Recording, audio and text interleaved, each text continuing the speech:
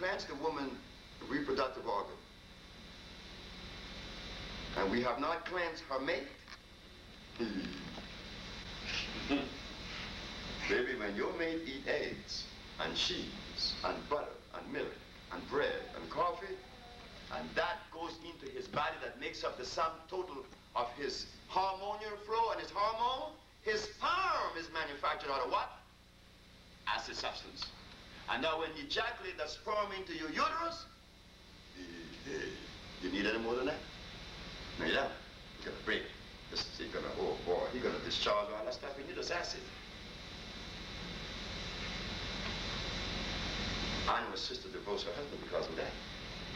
And many, the sisters that came with us today, they will tell you that there are many sisters in New York, because when New York knows us, we've been in now for 7 years, and there's a relationship.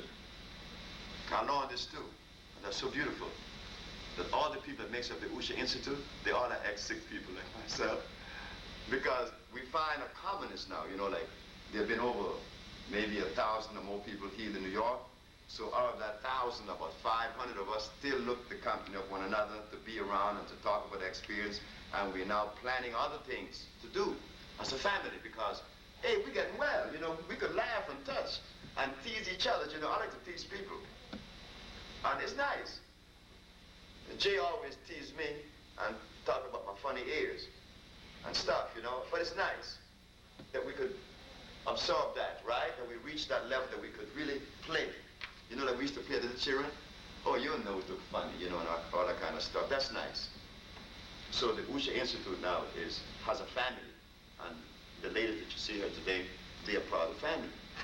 And they want to come and meet all of you here in Chicago. They want to come to be with me and to talk and tell you things that they have experienced themselves, what they have seen. Annette, she didn't talk, but she should have said something, because Annette traveled with me for 5 years. She's been all over the world with me, practically. I remember once Annette was breastfeeding her baby, and she was breastfeeding her baby like this is a corner, and she breastfeeding her baby on this end, on this side, but there was a line of children. When I came, I left Annette with the baby. She was nursing the baby. But when I came back, I said, 9 of children, but they were taking turns seeing Annette breastfeed the baby in Curacao. And I wondered, why were they doing that? What was it they were seeing? So a man came and asked me, are you her husband? I said, what you want to ask? Well, you know, she's not supposed to be breastfeeding that baby. I said, why? Because a woman's breast was made for a man. And I'm not, no. This is not to laugh at, this was serious. This is Naruba, this is Curacao, the Dutch Antilles. And that's why they didn't want Annette to breastfeed, to show her breasts in public. What would have happened to that man if he had come to Africa 500 years ago? That's the only way we live. I mean, he would have had some kind of nervous problem, isn't it? Next question. Yes, ma'am. What do you think about manipulation, chiropractic manipulation and naturopath manipulations in terms of eliminating fibroids? That's my first question. And my second one is, what do you think about spirulina in terms of building the body cells? Okay, we begin with spirulina. Spirulina is an algae. Is it a natural? Algae, it is natural, 100% natural. But the difficulty is this. In the natural kingdom of life, substance that retain their strength and electrical value are the roots, the barks, the berries, over a period of time, up to a year. Some roots, no, some barks up to 6 years. They will retain their strength, their electrical value. As for an algae or a leaf, no. 45 minutes after you have removed that substance from its life source, it is dead, completely dead. But the difference is that if you were to sit by a spirulina lake, that you could eat the spirulina after you harvest it, you would get healthier, you would be healthier and get more energy than any root or bark or berry. But but you have to use it before 45 minutes. I took some people to the jungles of Central America, and I had them eating plants, you know, like this is the plant, this is the plant. I said, don't remove the plant from the source of its life. Just remove the leaf and eat the stem, because the stem is delicious and succulent. And they ate it all the way down. But as they was eating, wasn't that plant still continuing to get light from its source? Sure. So I unrooted some and held it for about half an hour. I said, eat it now. And I did not feel the toes buzzing and the energy that they felt while eating the one that was still growing. So spirulina is no good. But good if you're eating it at the source of life. This was not told. And then they even bastardized that by adding barley to it. They call it green magma. And barley is starch, so they have adulterated spirulina. But pure spirulina, no good after 45 minutes.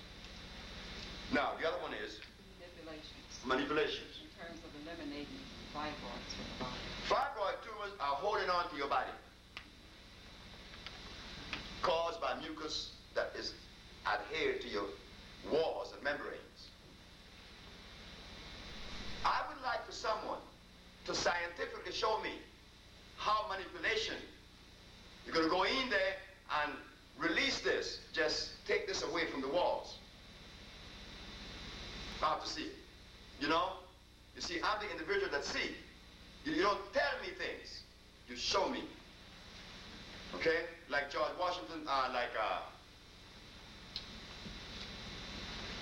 Benjamin Franklin. Benjamin Franklin told us that he created electricity, invented electricity by a kite and a key. Everybody believed that. That he just happened to be in the right place at the right time, and a lightning came and hit his key. Fine, Franklin. The lightning hit your key. Now you show me mathematically and scientifically how we're going to make this transfer. This scientific equation, this transfer from potential, asking about the spirulina, at least you asked. Well, I'm taking it, so. And it gives me energy. I bought spirulina. Momentarily. If you drink water, you get energy. You said momentarily. Let me tell you something. The best it would do is stimulate you, but it doesn't nourish you because it's dead. I used to take spirulina. I used to take ginseng. You know, I used to buy vitamin C and E, and I don't buy anything. Because I remained sick. And I didn't have the energy that I know I needed. Until I decided to go to the plants. The roots, the bark, the leaf. Not the leaf as much as the berries and the flower. Not the leaf, because the chemistry is different. These things are not shown to us. Now, about the manipulation. There are certain instances in which you could manipulate someone and put, you know, like a bone out of socket, you know, or a shoulder back into its place, but removing fibroids. With the proper diet. Well, hold it. With the proper diet, you remove every This disease. comes from a naturopath. The proper diet, you remove every disease. See, manipulation, chiropractic, and acupuncture, all these things came to us, but we didn't have any way to question it. We don't. We didn't. Acupuncture. What is acupuncture, I asked? Oh, it is the intercepting of the nerve endings. I said, fine, why does your nerve endings want to be intercepted? They want to be the transmitter of energy from A to B. Why you want to intercept? Well, we want to intercept to go into the body that the person was not feeling pain, and look, that's viciousness. Open the human body. That's adulteration. It was not made to be open. It would have a zip on it, right? Okay. So we don't do that. No, I disagree. There will be no manipulation to remove no fibroids. The only way it could be removed is that something go into the bloodstream. Say, just the wall, and just the fibroid hanging onto the walls. When you give someone a substance